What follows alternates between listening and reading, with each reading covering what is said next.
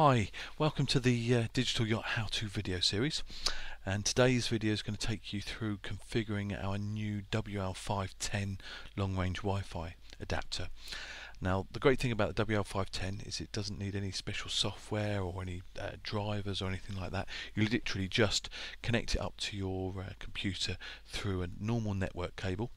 And so whether you're using a PC with Windows, Linux, a Mac with OS X, it doesn't matter. The WL510 will work quite happily with that. You just need a internet browser like Google Chrome here to actually configure it all through the internet browser. So I've run Chrome. Now it's struggling to find the Google homepage, and that's because the WL510 at the moment is not connected to the internet, but we'll be showing you how to do that in a second. What I'm going to do though is type in here the IP address of the WL510, so that's 192.168.10.20. Now that number is written on the label on the top of the WL510, so don't worry if you can't remember it. And I'm going to hit enter there. It takes me to the login page of the WL510. Now I'm terrible at remembering numbers, so what I am going to do quickly now is just set up a bookmark. Now this will be the actual way of doing this. It's going to be slightly different depending on what browser you're using, but if you just create a bookmark, I'm going to call mine Digital Yacht WL510, because we're going to need to come back to this page every time we want to change to a new hotspot or go into a new marina.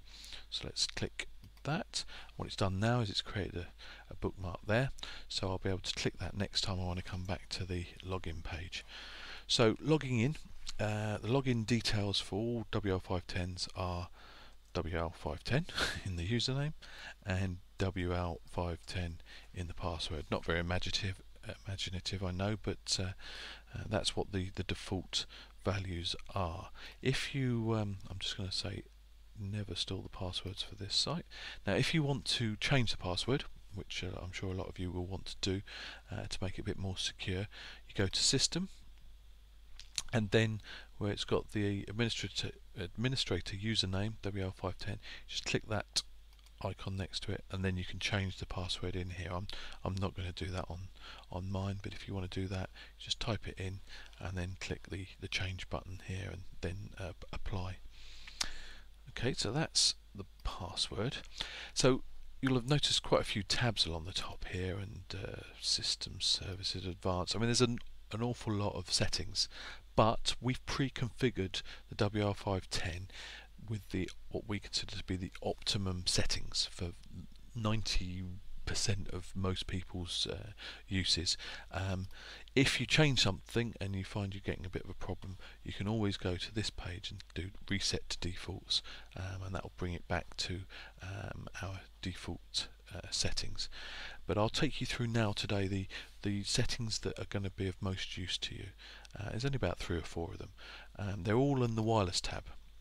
So the wireless tab has the country code. So if you're sailing in Italy or France, just change this to whichever country you're in. You've got a little tick box there, obey regulatory rules. Now this keeps you legal. So if different countries have different rules and regulations about the amount of Wi-Fi power that you can use. So by ticking this box here, you might not get the best range, but you will stay legal.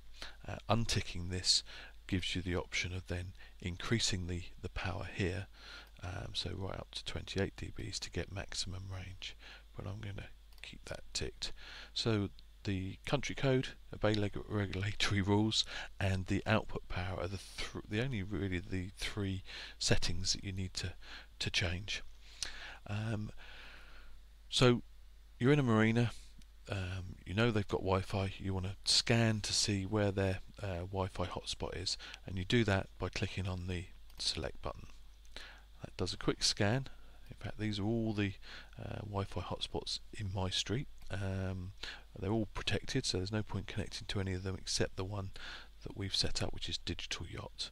So I'm going to click on there to select it. I'm going to come down to select, and it's now taken us back to the screen that we were on previously, but it's put Digital Yacht in here. It's recognised that my hotspot has got a password protected, so I'm going to type in here my password, and then I'm going to click change and apply. So you can back out at this point by clicking discard, or you can test the settings by here, but I'm just going to click apply. And what that does is it stores Digital Yacht as a hotspot that it knows and recognises with the password in its own memory. So next time I come back and I want to connect to Digital Yacht again, it will see it as a known network and will connect automatically to it, which is quite a nice little feature. And the same will be the case if you're staying in a marina, I don't know, down in Plymouth, and you come back to that marina, it will remember the SSID, the name of the Wi-Fi network, and any password that might be needed. So with that, we've connected to Digital Yacht. We can go back to the main tab, which is the only other tab really that's of interest to us, because the main tab is like the status. It displays the status of the WL510. So we've got a signal strength here. We're sort of seeing minus 25, minus 28 dBs. That's pretty good. I mean, that's a very good signal strength. A poor signal strength would be down in the sort of minus 75 to, well, minus 85. Most Wi-Fi adapters will pack up and not connect at those sort of low signal strengths. So we're getting a good signal strength there. And now, as soon as you're connected with the WL510 to the hotspot, you can start going online. So I can type in here www.google.co.uk,